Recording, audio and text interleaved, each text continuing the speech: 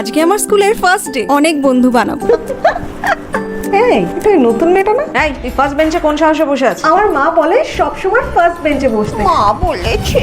এখানে মা না, আমাদের কথা চলে।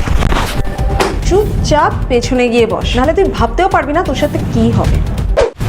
এই আসছে, চুপচাপ এদের পাশ দিয়ে বেরিয়ে যাই। হোমওয়ার্ক পেয়ে গেছি, কিন্তু এটা তো আমার হোমওয়ার্ক। কিন্তু এটার উপর যখন আমি আমার নাম লিখে দেবো, আমার হোমওয়ার্ক হয়ে যাবে। টিফিন এনেছে আবার, দেখি। উপস, পড়ে গেল।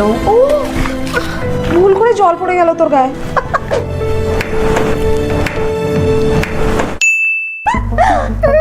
এই রিয়া, এটা তোর বোন না? এই তুই কাঁদছিস কেন? দিদি, কি হয়েছে?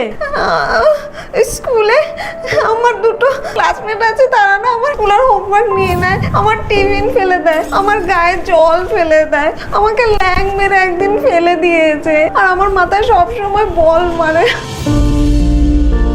আমি আর স্কুলে পড়বো না, আমার ভালো লাগে। দাদা আমি সব ঠিক করে দেবো, কাঁদিস না। কি ঠিক করবি? আজকে মনে হচ্ছে আমাদের ভুলের শাস্তি তোর বোন পাচ্ছে। মেয়েটা থেকে আমাদের ক্ষমা চাওয়া উচিত। ঠিক বলেছিস।